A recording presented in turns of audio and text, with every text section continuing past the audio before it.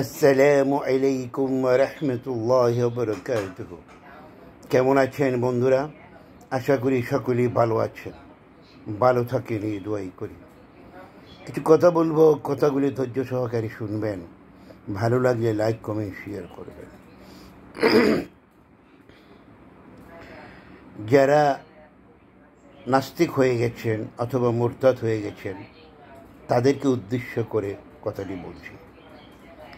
পৃথিবীতে 200 কোটি মুসলিম হযরত মুহাম্মদ সাল্লাল্লাহু আলাইহি সাল্লামকে অনুসরণ করছে।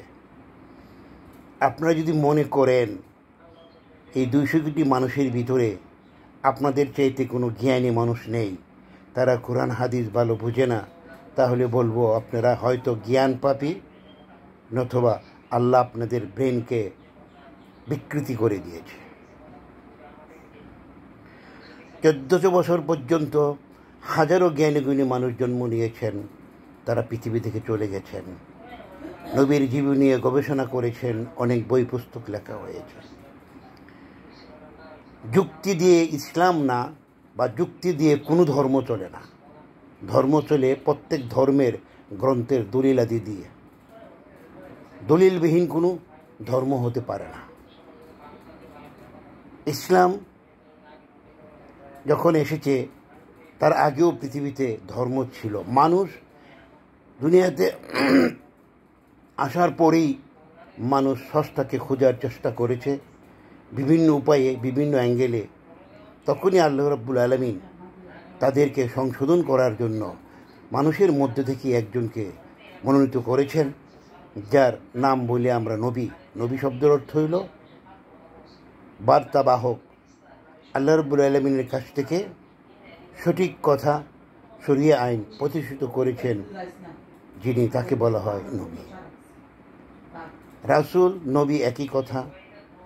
কারো কারো মতে যার উপরে শরিয়া আইন প্রতিষ্ঠিত হয় তাকে বলা হয় রাসূল, আর যার উপরে শরিয়া নাই, শুধু দ্বীনের দাওয়াত দেওয়া হয়, তাকে বলা হয় নবী।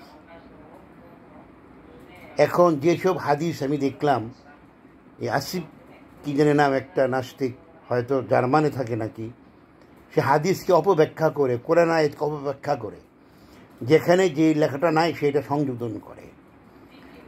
সে একটা মিথ্যা কথা বলেছে। নবী করিম সাল্লাল্লাহু আলাইহি সাল্লাম যখন অসুস্থ হয়ে পড়েছিলেন, তখন ওনার অন্য বিবির ঘর থেকে আয়েশা রাদিয়াল্লাহু আনহার ঘরে নাকি ওনাকে টেনে হেঁচড়ে আনা হয়েছে। ডাহা মিথ্যা কথা। উনি স্বেচ্ছায় বলেছেন, হাদিস শরীফে আসছে, আমাকে আয়েশার ঘরে নিয়ে যাও। তখন ওনাকে আয়েশার ঘরে আনা হয়েছে ধরে ধরে। এবং সে খুব কুরুচিপূর্ণ কথা বলে। এটা একটা নিকৃষ্ট নাস্তিক বলে আমার মনে হয়। পৃথিবীতে হাজারো নাস্তিক আছে, যারা সত্যিকার অর্থে নাস্তিক, তারা কোনো ধর্ম নিয়ে গবেষণা করে না।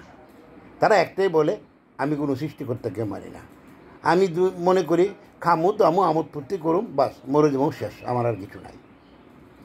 কিন্তু আমাদের বাংলাদেশে কিছু নাস্তিক হাদিসকে অপব্যাখ্যা করে। আল্লাহ এদেরকে হেদায়েত দান করুন। আর সবাইকে অনুরোধ করব, ওরা যে হাদিসগুলো বলে আপনারা নেটে চার্জ করে দেখবেন ওরা কি বলে আর হাদিসে কি লেখা আছে, দেখবেন মিল পাবেন না। উল্টাপাল্টা কথা বলে, উল্টা ব্যাখ্যা করে, উল্টাভাবে বোঝার চেষ্টা করে, এই জন্যই তারা বদভ্রষ্ট। আল্লাহ সবাইকে হেদায়েত দান করুন। আমি নাস্তিকদেরকে বলবো, যেখানে 200 কোটি মানুষ নবী করিম সাল্লাল্লাহু আলাইহি সাল্লামকে মানে, আপনারা এত বড় জ্ঞানী হয়ে গেছেন, কারণ আপনাদের মস্তিষ্ক আল্লাহ বিকৃতি করে দিয়েছেন। আল্লাহ বলেছেন, আমি জাহান্নামকে পূরণ করব অনেক আলেম দিয়ে, অনেক হাফিজ দিয়ে, অনেক বড় বড় জ্ঞানী দিয়ে। কাজেই এটা ঘটবে, এটাই স্বাভাবিক। কত পার্সেন্ট আপনারা পৃথিবীতে নাস্তিক হিসাব করে দেখেন। আপনি যে দেশে থাকেন, জার্মানি, সেখানেও সংখ্যাগরিষ্ঠ খ্রিস্টান ধর্ম বিশ্বাস করে। ধর্ম ছাড়া কোনো জ্ঞান পৃথিবীতে আসে নাই, আসবেও না। আপনি বিজ্ঞান বলেন, যা কিছু দেখেন সব কিছু সৃষ্টি হয়েছে ধর্মের মাধ্যমে। গবেষণা করুন। আর একজন মানুষ বিদ্বেষী হওয়ার চেয়ে নিকৃষ্ট মানুষ আর পৃথিবীতে নাই। আপনার বুকের পাটা সাহস হয় কী করে? আপনি সরাসরি নবী করিম সাল্লাল্লাহু আলাইহি সাল্লামের নামটা বেয়াদবের মতন নেন এবং তার সম্বন্ধে সমালোচনা করেন। আপনি তো কথাটা এভাবে বলতে পারেন।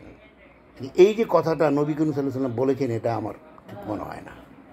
কাজেই এগুলি পরিহার করুন। হয় তওবাতুল্লাহ করে দিনে ফিরে আসুন, নতুবা চুপচাপ বসে থাকুন।